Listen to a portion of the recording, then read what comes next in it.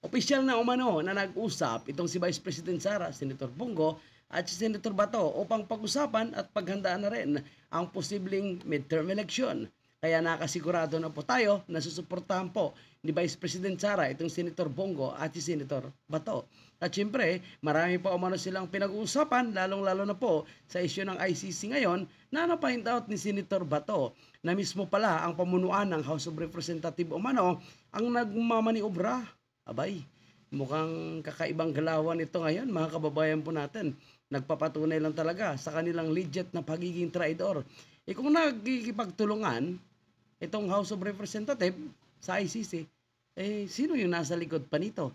Hindi kaya yung pinaka-itaas, yung power to be umano, na sinasabi po ni Senator Mig Zubiri na ang dahilan umano kung bakit siya tinanggal bilang Senate President, mga kababayan natin. At marami pa pong ibinunyag itong si Vice President Sara.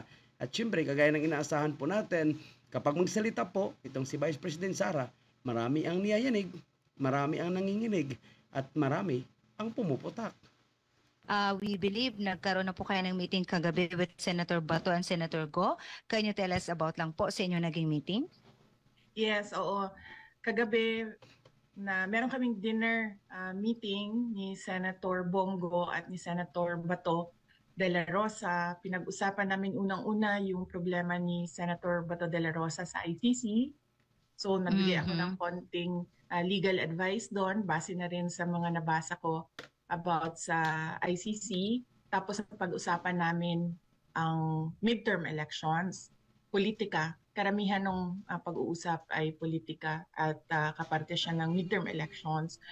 Wala akong nabigay ng mga commitments sa kanila. Sinabi ko sa kanila na siguro mag-antay muna tayo ng survey ng September or October bago yung filing, bago natin pag-usapan kung anong gagawin para sa midterm elections.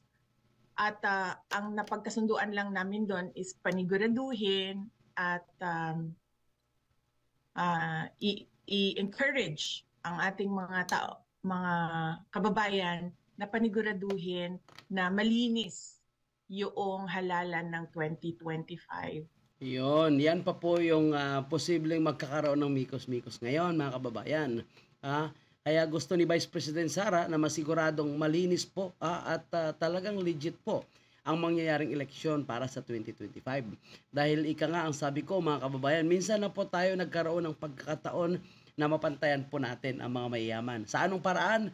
Sa pagbubuto po, mga kababayan natin. Dahil sa pagbubuto, iisa lang po yung ililista po natin. Isang bisis lang po tayo magbubuto.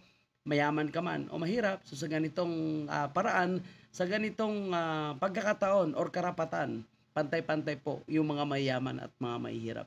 Kung dito po, sa ganitong pagkapantay-pantay po ng mayaman at mahirap, kung dadayain pa ng mga maipal at mga pasikat po na politiko na gustong sila lang ang mamumuno, samantala wala naman silang ginagawang maganda, kundi pagnanakaw, at tingnan nyo ngayon, talamak po yung korupsyon, talamak po yung kalakaran ng illegal na pulburon, ang krimen sa ating bansa, paano na?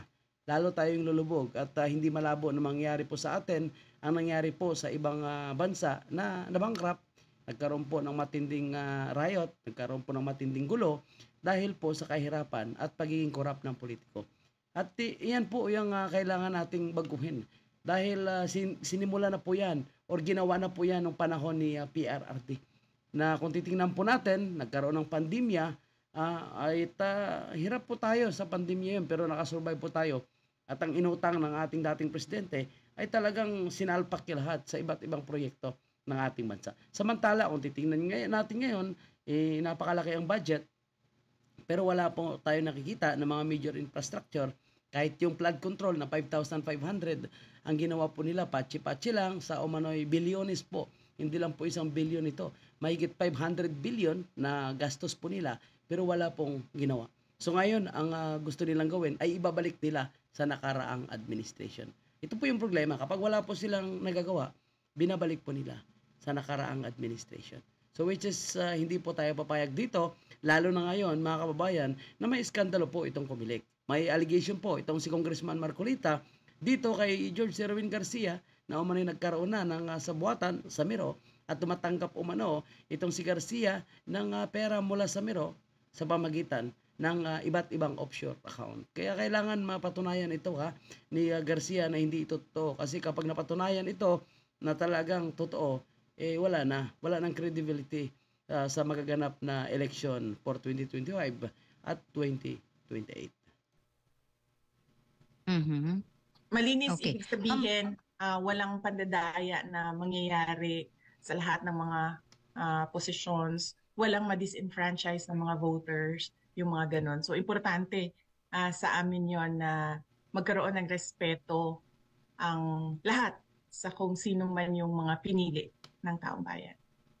Okay, sorry VP mag-follow up lang ko. Ma'am, you said hindi kayo nakapagbigay ng commitment. Does it mean, ma'am, na they directly ask po for your help para sa 2025? Yes, merong ganun na conversation na nangyari.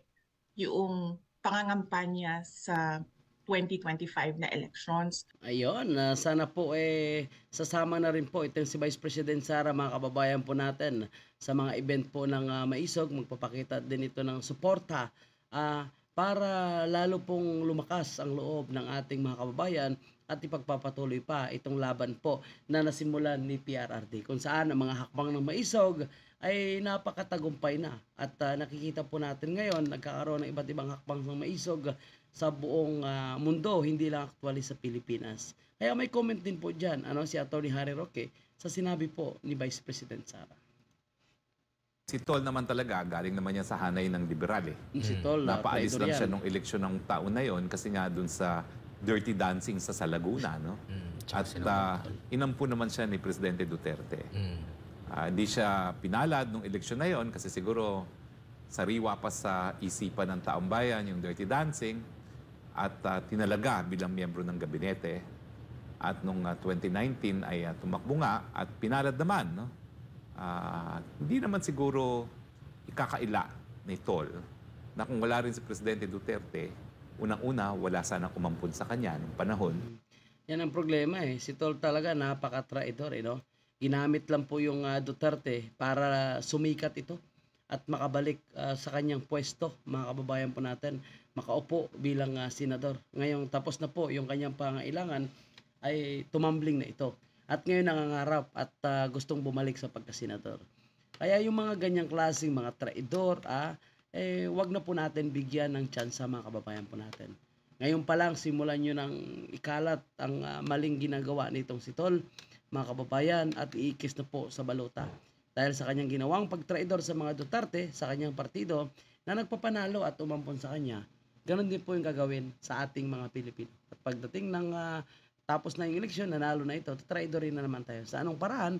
Siyempre, hindi ibibigay yung serbisyo na para sa mga Pilipino at patuloy na magpapayaman lang sa kaban ng bayan. Kagaya nung namumuno sa ating gobyerno ngayon. Kayo po, mga kababayan, baka may sarili po kayong komento at pananaw patungkol sa isyong ito. Ika nga, ang unang mag-react, yan po ang mga nasasaktan.